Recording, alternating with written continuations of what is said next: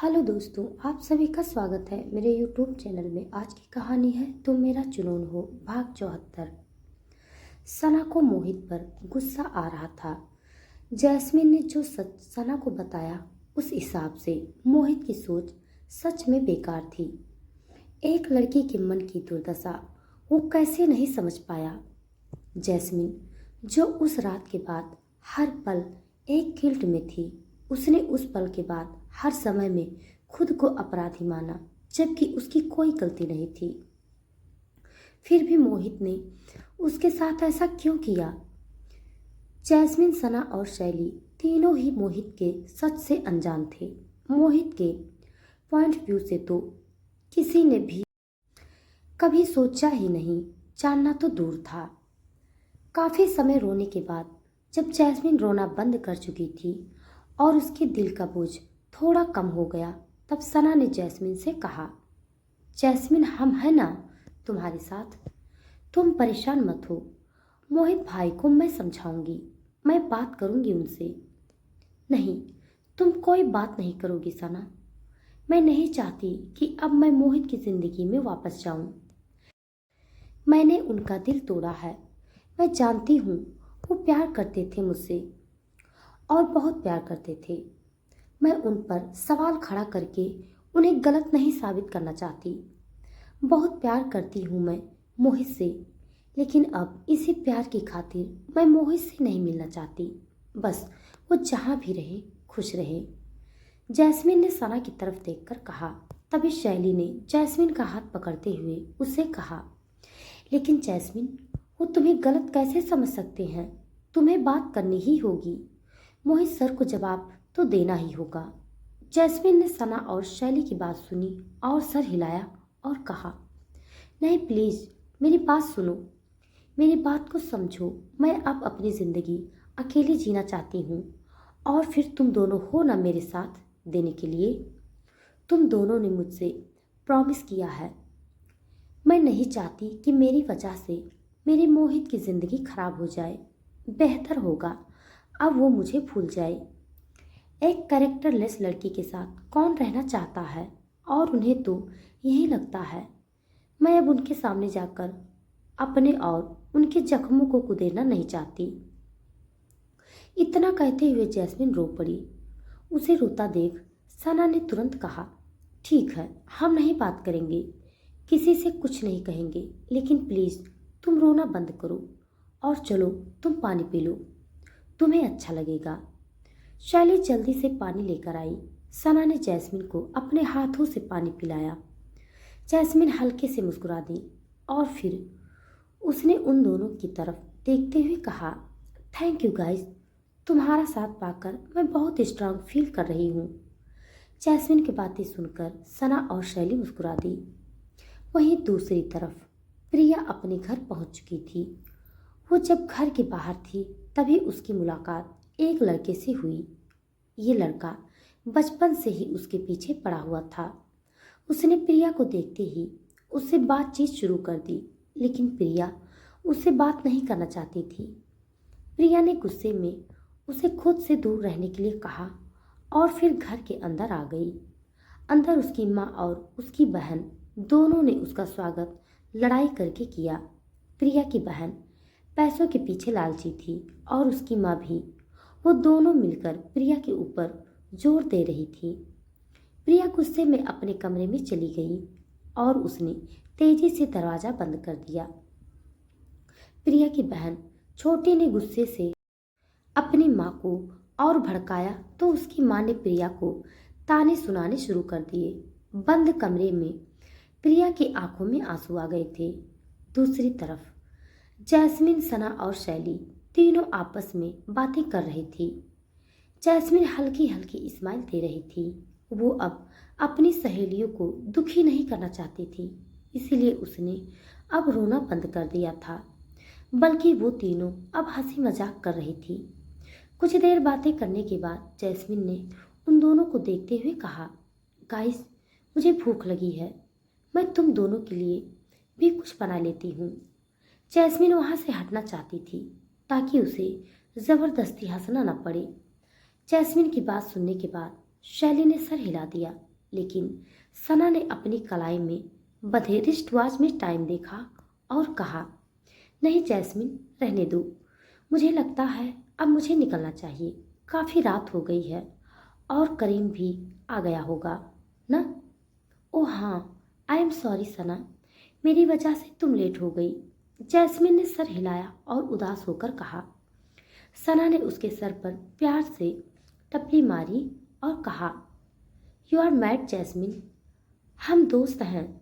उसने मुस्कुराकर उन दोनों को देखा और कहा, ठीक है, कल मिलते हैं। हाँ, उन दोनों ने सर हिला दिया। सना नीचे आई तो देखा उसके राहु और केतु कार में ही सोए हुए थे। उसने मुस्कुराकर मन में सोचा, मेरी वजह से ये दोनों कितना काम करते हैं। सना को अमर और राज के लिए बुरा लग रहा था। सना ने उन दोनों को जगाया और फिर कार में बैठ गई। कार में बैठने के बाद सना ने मन में सोचा, आज फिर लेट हो गई। करीम ने कहा था वो जल्दी घर वापस आ जाएगा, वो नाराज ना हो। इस बारे में सोचते हुए सना ने अपना फ़ोन ओपन किया तो सबसे पहला ध्यान उसका फ़ोन के व्हाट्सएप नोटिफिकेशन पर गया। उसने देखा विहान ने एक वीडियो भेजा था। सना ने वो वीडियो ऑन किया तो चेहरे पर प्यारी सी स्माइल आ गई। ये करीम की वीडियो थी जो विहान ने चुपके से रिकॉर्ड की थी। साथ ही सना के व्हाट्सएप पर एक और नोटिफिकेशन था और ये ईशान का था। ईशान ने लिखा था, आर यू रेडी? सना ने पढ़ा और पूछा, फॉर व्हाट? सना ने जैसे ही उसे मैसेज सेंड किया उसे जवाब आया, नेक्स्ट वीक से तुम्हारी मूवी की शूटिंग स्टार्ट हो रही है, भूल तो नहीं गई? बेशक नहीं, वैसे तुम्हें बेचैन होने की ज़रूरत नहीं है, मुझे याद है। सना ने रिप्लाई में लिखा और भेज दिया। उधर से ईशान का जवाब आया, इतना अत्याचार मत करो यार, दोस्ती में दिल तो नहीं दुखाया जाता। ओह ऐसा है, गर्लफ्रेंड से दोस्ती महंगी पड़ सकती है, सना ने स्माइल करते हुए लिखा। जवाब में ईशान ने इमोजी भेजी। इमोजी में एक लड़का और लड़की थे, दोनों ने एक दूसरे का हाथ पकड़ रखा था। उस इमोजी के साथ ईशान ने लिखा, ये दोस्ती हम नहीं तोड़ेंगे। सना ने वो मैसेज रीड किया और स्माइल करने लगी। सना समझ चुकी थी कि ईशान उसे गर्लफ्रेंड बोलता जरूर है, लेकिन वो इस बात को लेकर सीरियस नहीं है और सना ये जानकर काफ़ी खुश थी। सना ने मैसेज फिर से लिखा, अच्छे बच्चे की तरह तुम्हें सो जाना चाहिए, good night. Good night. Ishaan ने भी छोटा सा मैसेज टाइप करके भेज दिया। सना अपने फ़ोन में इस कदर खोई थी कि उसे एहसास ही नहीं था कि वो कब पहुंच गई ब्लू मून विला। वहां पहुंचने पर अमर ने सना से कहा, मैडम हम पहुंच गए हैं। ओह हाँ। सना जल्दी से कार से बाहर निकली। दूसरी तरफ विहान अपने बिस्तर पर लेटे हुए, उसने प्रिया को कॉल किया लेकिन प्रिया ने उसे जवाब नहीं दिया। विहान ने प्रिया को कई बार कॉल किया लेकिन प्रिया ने फिर भी जवाब न दिया तो विहान परेशान हो गया। वो प्रिया को मैसेज करने लगा। उसने मैसेज में लिखा, ए चिपकली कहाँ हो यार, मैसेज का रिप्लाई तो करो, क्या तुम किसी मुसीबत में हो? हे बेबी, नाराज हो गई क्या? विहान बिल्कुल टीनेज बच्चों की तरह बिहेव कर रहा था। कहाँ थी प्रिया? उसका मन बेचैन था, रात भी हो चुकी थी। विहान को प्रिया पर गुस्सा भी आ रहा था। ये लड़की ना। विहान ने सर हिलाया और घर में इधर उधर घूरने लगा। दूसरी तरफ सना जब विला के अंदर गई तो उसने देखा करीम जस्ट सामने हॉल में बैठा हुआ सना का इंतजार कर रहा था। वो लैपटॉप पर काम कर रहा था। सना को देखते ही करीम ने लैपटॉप बंद करते हुए पूछा, आ गई तुम? क्या तुम्हारे दोस्तों के साथ कोई प्रॉब्लम है? नहीं तो, सना ने जवाब दिया और आकर सोफे पर बैठ गई। वो थोड़ा थकी हुई महसूस कर रही थी। करीम मुस्कुराया और अपनी जगह से उठकर सना के पास आकर उसके पीछे खड़ा हो गया और सना के कंधे को अपने हाथों से हल्के हल्के दबाने लगा। सना ने हड़बड़ाकर कहा, ये क्या कर रहे हो करीम? तुम्हें ये नहीं करना चाहिए, ये तो वाइफ का काम होता है ना। करीम ने सुना तो हंस पड़ा और उसने कहा, और तुमसे ये किसने कहा बच्चा? किसी ने नहीं, बस मैं कह रही हूँ ना। छोड़ो और मेरे पास बैठो। सना ने करीम के हाथ को अपनी तरफ खींचा, लेकिन करीम नहीं माना। उसने जल्दी से सना के हाथ को छुड़ाया और कहा, बेशक नहीं, मैं इन बातों को नहीं मानता। मुझे तो बस इस बात से मतलब है कि मेरे बच्चे को रिलैक्स हो जाए। इतना कहकर करीम ने फिर से सना के कंधे को दबाना शुरू किया। करीम और सना काफ़ी देर तक वहाँ पर बैठे हुए बातें कर रहे थे। करीम ने सना से उसके काम के बारे में पूछा, उसके ऑफिस के बारे में पूछा, उसके दोस्तों के बारे में पूछा और फिर अपने काम के बारे में बताने लगा। दोनों एक दूसरे से देर तक बातें करते रहे। जब सना ने थोड़ा रिलैक्स फील कर लिया, तब करीम और सना ने साथ में जाकर खाना खाया। खाना खत्म करने के बाद करीम और सना दोनों अपने कमरे में आ गए। जैसे ही सना कमरे में आई, उसने देखा बेड पर एक गिफ्ट पैकेट था। सना ने वो पैकेट देखा तो उसने एक्साइटेड होते हुए उस पैकेट को उठा लिया और करीम से पूछा, करीम ये किसके लिए है? करीम ने सना को खुश देखा और फिर उसने कहा, बेशक ये तुम्हारे लिए है बच्चा। करीम की बात सुनकर सना खुश हो गई। तभी सना ने महसूस किया कि करीम धीरे कदमों से उसके पास आ रहा था। सना की धड़कनें तेज हो गई।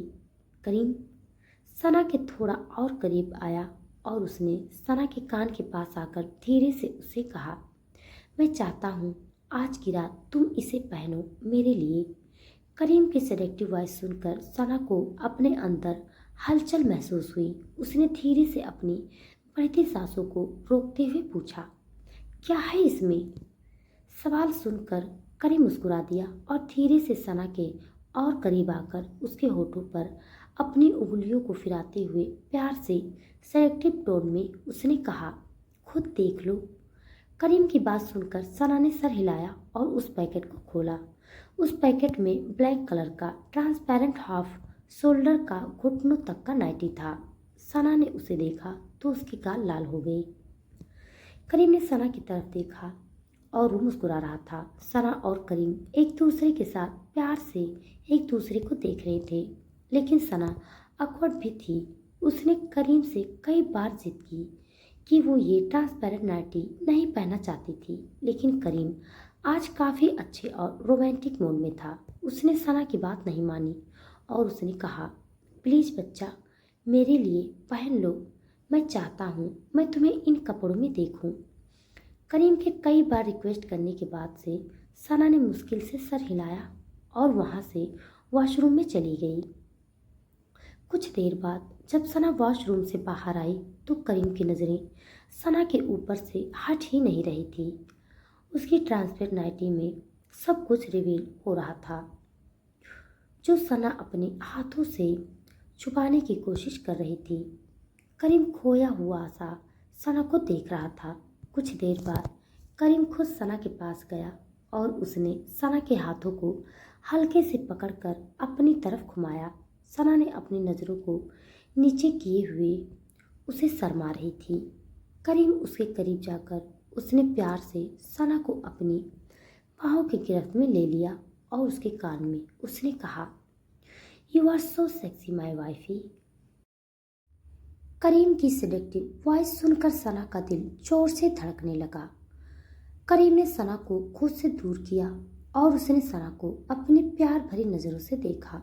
करीम की नज़र खुद पर पाकर सना थोड़ा शर्मा रही थी। उसने खुद को करीम की बाहों में छिपाते हुए कहा, करीम तुम क्या कर रहे हो? ऐसे मत देखो ना। क्यों, तुम्हें शर्म आ रही है? करीम ने सना से पूछा और उसके इर्द गिर्द अपनी बाहों को लपेट दिया। हाँ, तुम्हारी ये नज़रें हैं ही ऐसी, मैं क्या करूं? सना ने धीरे से कहा। सना के हाथ करीम के सीने पर इधर उधर रेंग रहे थे। करीम ने सना से पूछा, तुम क्या कर रही हो अब? सेड्यूस। सना ने एक शब्द में जवाब दिया और अपने चेहरे की करीम के सीने में छुपा लिया। करीम ने उसकी बात सुनी और उसकी हरकतों को देखा। उसने स्माइल किया और फिर सना से पूछा, तो बताओ मेरा गिफ्ट कैसा लगा तुम्हें? करीम के सवाल को सुन सना ने उसे देखा, लेकिन उसने कोई जवाब नहीं दिया। उसने ना में सर हिलाया और चुप रही। करीम ने अपने हाथ बढ़ाए और सना के गालों को अपनी हथेली में भर लिया और पूछा, बताओ बच्चा। सना जो करीम की आंखों में देख रही थी, उसने अपना सर ना में हिला दिया और पलकों को झुका लिया। उसे अपने दिल पर काबू करने की जरूरत थी जो बहक रहा था। करीम ने उसे देखा और फिर वो बस उसे देखता ही रह गया। सना और करीम देर तक एक दूसरे के साथ प्यार भरी बातें करते रहे। कुछ टाइम बाद करीम ने सना को अपनी गोद में उठा लिया और उसे बेड पर ले गया। सना उसे देख रही थी। उसने पहले कभी नहीं सोचा था कि अपने समझौते के पति से ही उसे प्यार हो जाएगा। ये आदमी था ही प्यार करने के लायक। सना के मन में करीम को लेकर कई बातें चल रही थी। सना इस बात के बारे में सोच रही थी कि कैसे करीम ने हमेशा उसका साथ दिया था और जब उन दोनों की शादी हो गई तब से करीम ने अनाया के साथ कोई रिश्ता भी नहीं रखा था। सना इस बात से खुश थी। उसे ऐसा लग रहा था जैसे करीम से शादी का फैसला उसके जीवन का सबसे बेहतर फैसला था। करीम सना को बेड पर ले आया और दोनों लेट गए। दोनों एक दूसरे की तरफ करवट लेकर लेटे हुए थे। सना का सर करीम के सीने पर था। सना ने करीम की बाहों का पिलो बनाया हुआ था। करीम के सीने पर सर टिकाए सना ने करीम से कहा, करीम। हाँ, करीम ने कहा। उसने सना की तरफ देखा। सना का खूबसूरत बदन उसे अपनी तरफ अट्रैक्ट कर रहा था। सना आगे कुछ कहने ही वाली थी कि उससे पहले करीम उसके बेहद करीब आ गया। सना करीम की गर्म सांसों को अपने होठों पर महसूस कर रही थी। सना ने अपनी आंखों को बंद कर लिया। करीम ने अपने हाथ सना के खुले कमर पर रखा और धीरे से उस पर अपनी पकड़ कस ली। सना का दिल धड़का। करीम उसके थोड़ा और करीब हुआ और उसने सना के होठों पर अपने होठ रख दिए।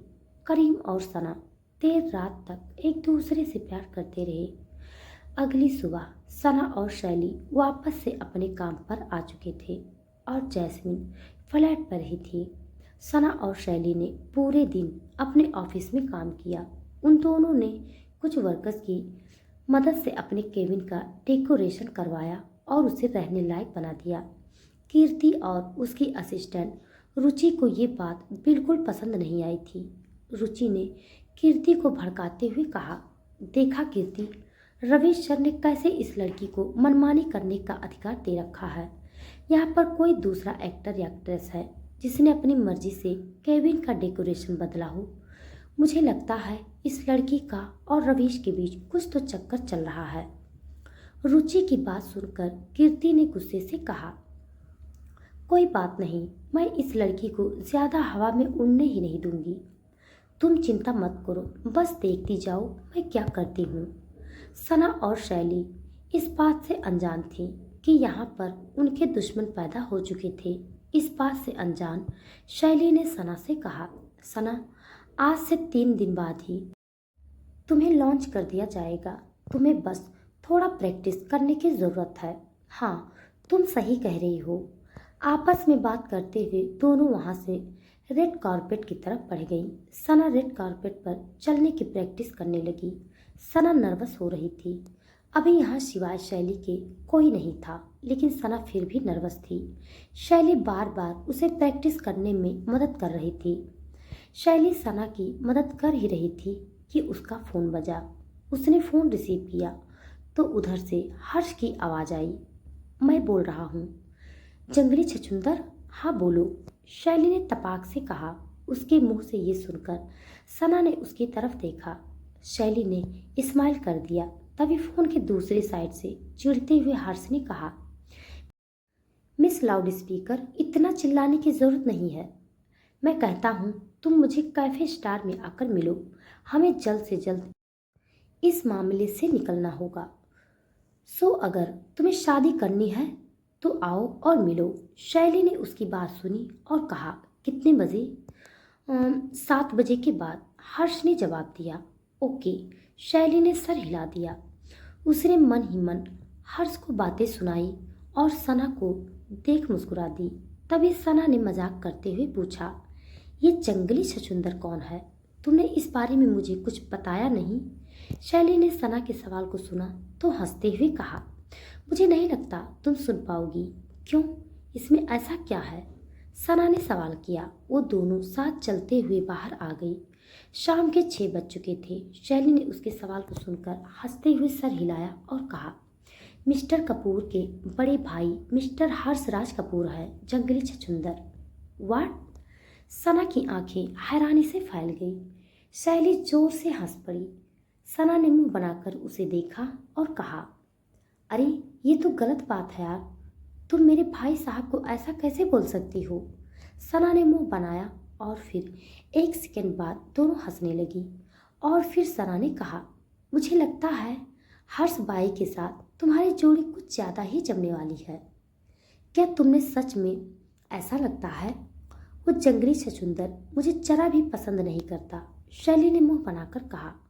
उसे याद आया कि उन दोनों के बीच बनती ही नहीं है। अगर ये शादी हुई भी तो बस कुछ महीनों के लिए। शैली के मन में हर्ष का कहा वो शब्द याद आया जब उसने कहा था कि वो किसी और से प्यार करता है। शैली ने सना को देखकर कहा, आज हम दोनों इस मामले में बात करने वाले हैं। ओह ऐसा है, फिर तुम्हें जाना चाहिए, सना ने कहा। शैली ने हाँ में सर हिलाया और वहां से बाय बोलकर चली गई। सना भी कार में बैठी और वहां से घर जाने के लिए निकल गई। लेकिन जब सना आधे रास्ते में ही थी तभी अचानक से राज ने कार रोक दी। सना ने पूछा, क्या हुआ राज? राज ने आगे की तरफ देखते हुए कहा, मैडम कोई लड़की है। सना ने कार के सामने देखा तो हैरान हो गई। तो दोस्तों आज के लिए बस इतना। इसके आगे का भाग जानने के लिए आप सब मेरे साथ बने रहिए।